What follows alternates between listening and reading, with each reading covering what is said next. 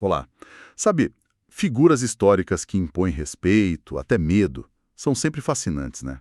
Generais que ficaram para a história, líderes cuja fama atravessa séculos. A história deles diz muito, não só sobre eles, mas sobre a época toda. Hoje, a nossa exploração vai focar num comandante militar bem notório do Antigo Testamento. Vamos conversar sobre Císera, o general cananeu. A base para nossa conversa aqui é um artigo que, olha, detalha bem a trajetória dele.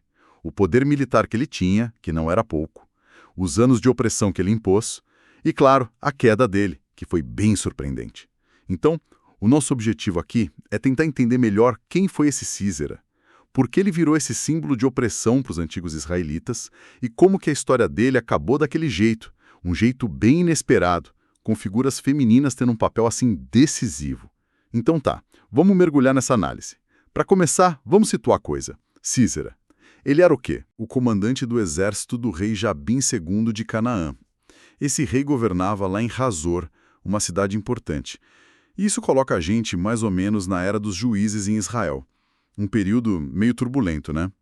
Lá para o final do século XII a.C., por volta de 1240 a.C., mais ou menos. E a fama do Císara, nossa, já vinha na frente. Conhecido pela crueldade, ele comandou uma opressão sobre Israel que durou, 20 anos. 20. E é curioso que o nome dele, Císara, em hebraico é Sisra, significa ordem de batalha. Uma ironia que, bom, a história vai tratar de mostrar depois, né? E é fundamental a gente olhar o contexto que o próprio livro de Juízes apresenta, sabe?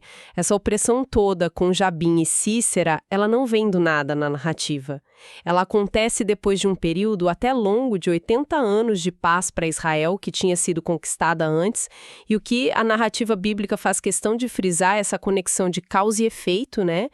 Os israelitas teriam se afastado, digamos, das suas alianças, das suas práticas religiosas, e aí essa opressão é apresentada como uma consequência direta disso. Então, uma coisa chave para perceber aqui é como a narrativa costura de propósito o destino político-militar de Israel com a fidelidade religiosa deles. A opressão não é só um azar geopolítico, entende? É parte de um ciclo maior ali de relacionamento com o divino. Um padrão que, aliás, se repete bastante no livro. Faz sentido. E esse poderio militar do Císara era realmente algo fora de série para a época, pelo visto. Não era só um exército grande, com muitos soldados a pé, cavalaria. Tinha um elemento tecnológico ali que realmente desequilibrava o jogo a favor dele, né? Exato. Aí é que está o ponto-chave. Os 900 carros de guerra feitos de ferro. Olha, é até difícil exagerar o impacto disso naquele tempo. Pensa bem, século XII a.C. A metalurgia do ferro ainda era assim, tecnologia de ponta mesmo. Pouquíssimos povos dominavam isso. Ter uma força com tantos carros de combate de ferro dava uma vantagem tática e até psicológica imensa. Eram veículos rápidos para a época, resistentes, podiam quebrar a formação da infantaria inimiga, se o terreno ajudasse. A fonte que a gente tem sugere que isso colocava o exército do Císara entre os mais avançados e temidos, não só ali em Canaã, mas talvez em todo o antigo Oriente Médio naquele momento específico. Era realmente assustador. Nossa, 900 carros de ferro? Dá para entender os 20 anos de opressão. Imagina a dificuldade de resistir a uma força dessas. E essa força toda, pelo que a fonte indica, não era usada só contra Israel, né? É uma dedução bem lógica e a fonte apoia isso sim. Embora o foco do relato bíblico seja a relação com Israel, claro, e um exército desse tamanho, com essa tecnologia e essa fama de cruel, com certeza exercia pressão e provavelmente subjugado a outros povos vizinhos ali na região. A fonte até menciona amonitas, amorreus, arameus como possibilidades. E tem outro ponto. A localização da base do Císera, Aroseit Agoim, era estrategicamente muito bem escolhida para manter esse controle. Acredita-se que ficava num lugar central, talvez ali no Vale de Jezrael ou perto, o que dava acesso rápido às rotas principais e aos territórios israelitas, como o de Manassés. Então, se a gente junta as peças, vê essa combinação de superioridade tecnológica com posicionamento geográfico inteligente como ferramentas cruciais para manter essa dominação cananeia por tanto tempo. 20 anos. É muito tempo sob esse controle. Mas aí a situação começa a dar uma virada. O texto bíblico conta que o sofrimento levou os israelitas a clamar, a pedir ajuda a Deus para se libertar. E é nesse momento que entra em cena uma figura central e, vamos combinar, bem incomum para os padrões da época: Débora. Ela era conhecida como profetisa e também atuava como juíza. Uma líder, né? Resolvia conflitos, orientava o povo. Dizem que ficava debaixo de uma palmeira entre Ramá e Betel. E Débora recebe a mensagem divina para agir. Ela chama Baraque, um líder militar da tribo de Naftali, e passa a ordem. Olha, reúne 10.000 homens das tribos de Naftali e Zebulon, marcha para o Monte Tabor, porque Deus vai entregar o Sísera nas suas mãos. Só que o Baraque ele hesita, demonstra uma certa, talvez falta de confiança, ou talvez um respeito muito grande pela autoridade espiritual da Débora, né? E ele impõe uma condição: só vou se você for comigo. Essa condição do Baraque é um ponto bem interessante na história. E Débora concorda em ir, mas ela já lança uma profecia ali. Ela diz, ok, eu vou. Mas por causa dessa sua hesitação, a glória final, a honra de derrotar o próprio Sísera, não vai ser sua. Deus vai entregar nas mãos de uma mulher. Isso já meio que prepara o palco para um desfecho bem inesperado, né? E o papel da Débora aqui é impressionante. Ela não é só uma mensageira. Ela é a estrategista divina, a autoridade moral e espiritual que legitima e que impulsiona toda a campanha militar. O que isso mostra sobre as diferentes formas de poder que essa narrativa reconhece. Claramente, não é só a força bruta ou a linhagem masculina que conta. A autoridade da Débora vem da conexão dela com o divino e da sabedoria que o povo reconhecia nela. É fascinante. E o plano então é colocado em prática. Baraque junta os 10.000 guerreiros lá em Quedes e, com a Débora junto, sobe para o Monte Tabor. Quando Sísera fica sabendo dessa movimentação, ele reage rápido. Convoca todo o exército dele, incluindo, claro, os temidos 900 carros de ferro, e posiciona essa força toda na planície, ali perto do ribeiro de Quizon, um lugar que, em tese, era perfeito para o uso dos carros, bem aos pés do Monte Tabor, onde os israelitas estavam. Aí chega o momento da batalha. Débora dá o sinal para Baraque. Desça. Hoje é o dia. O Senhor entregou Sísera nas suas mãos. E aí, algo decisivo acontece. O relato bíblico diz que o Senhor lançou confusão sobre Sísera, seus carros e todo o exército dele. Os detalhes exatos a gente não tem, mas o resultado foi o caos total para os cananeus. A principal arma deles, os carros de ferro, de repente virou inútil, ou pior, um obstáculo. Sugere tenha caído uma chuva torrencial que transformou a planície num lamaçal, atolando os carros. O fato é que aquela formação de batalha temida simplesmente se desfez, foi por água abaixo. Essa confusão divina é um elemento narrativo central, né? Pode ter interpretação teológica, óbvio, mas também pode refletir eventos naturais ou táticos que foram vistos como intervenção de Deus. Uma tempestade súbita, por exemplo. Nossa, neutralizaria completamente a vantagem dos carros, ali na planície do Quizon, que é uma área que realmente inunda fácil. E os israelitas, lutando a pé, descendo do terreno mais alto do Tabor, teriam de repente uma vantagem enorme. A lição tática que fica implícita é que até a tecnologia militar mais avançada tem seus pontos fracos, dependendo do terreno, das condições climáticas. E a fuga desesperada dos soldados cananeus, largando os carros para trás e tentando escapar a pé, isso mostra o colapso total da confiança e da organização deles. Perderam completamente a ordem de batalha, né? E a perseguição foi implacável.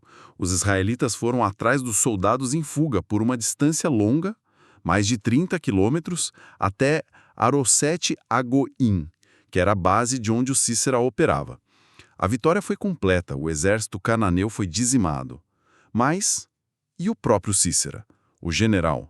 Ele conseguiu escapar do campo de batalha. Sozinho. E na fuga, desesperado, o Sísera busca refúgio num lugar que ele achou que seria seguro, a tenda de Eber, o queneu. Aparentemente existia um acordo de paz entre o clã do Eber e o rei Jabim, lá de Hazor. Então o Sísera deve ter pensado, bom, aqui eu estou seguro. Quem recebe ele é Jael, a esposa do Eber.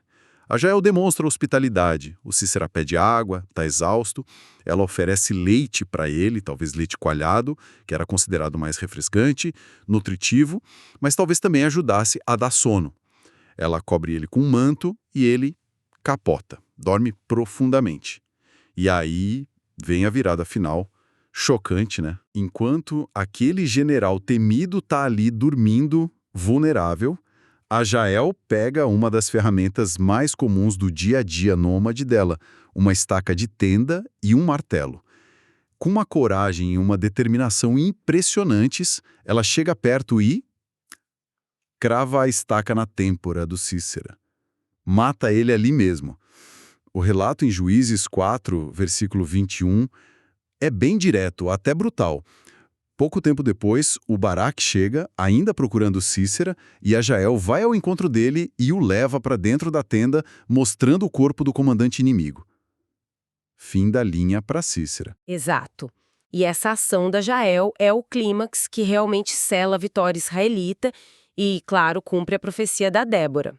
A morte do comandante supremo, junto com a destruição total do exército dele, quebra de vez o poderio militar cananeu sob o rei Jabim.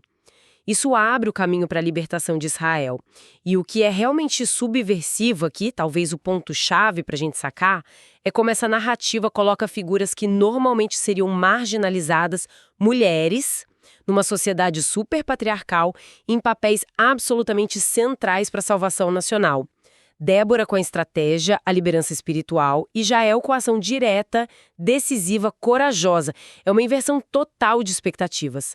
A morte de Císera, o mestre da tal ordem de batalha, pelas mãos de uma mulher usando ferramentas domésticas dentro de uma tenda enquanto ele dormia. A ironia muito forte e com certeza intencional na narrativa. Alguns analistas até sugerem que a ação da Jael poderia ter um lado político pragmático, sabe? Vendo que a derrota de Císera era certa, ela poderia estar se alinhando com o lado vencedor. Mas a narrativa bíblica celebra ela pela coragem e por ser o instrumento do juízo divino sobre o opressor. É um final impactante. Uau! Vamos então recapitular os pontos principais dessa história toda. A gente teve o Cícera, né? Um general cananeu poderoso, cruel, comandante de um exército super avançado para a época, com 900 carros de ferro, e cujo nome significava ordem de batalha. Ele oprimiu Israel por 20 longos anos. A virada veio com a liderança de Débora, profetisa e juíza, que mobilizou o Baraque. Aí tivemos a batalha decisiva, onde a grande vantagem tecnológica do Cícera foi anulada, talvez por uma intervenção divina ou natural, resultando na derrota e na fuga do general. E o fim surpreendente do Cícera, morto não em combate, mas na tenda da Jael, por uma estaca e um martelo. Que reviravolta! Exatamente. E a importância dessa história, dentro do contexto bíblico, vai muito além do relato de uma batalha, né? Ela explora temas muito profundos: opressão, o clamor por ajuda, a fé, a intervenção divina, a libertação.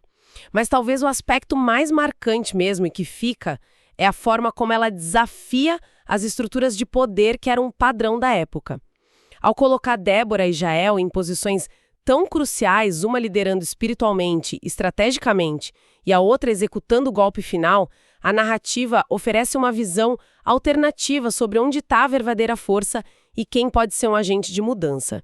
A força não está só no exército organizado, na tecnologia militar, mas também na sabedoria que vem do divino, na coragem individual e na ação inesperada, vinda de onde menos se espera. É uma mensagem poderosa. Isso deixa a gente com uma questão interessante para pensar, né? Essa narrativa com a Débora e a Jael tendo papéis tão ativos, tão decisivos num contexto militar antigo, isso convida a gente a refletir sobre poder, gênero, capacidade de agir. O que será que essa história sugere sobre como a vulnerabilidade que parece óbvia, o general superpoderoso dormindo, e a coragem que surge do nada, uma mulher agindo com as ferramentas que tinha à mão, podem virar o jogo de um jeito que parecia impossível, que parecia já determinado pela força bruta.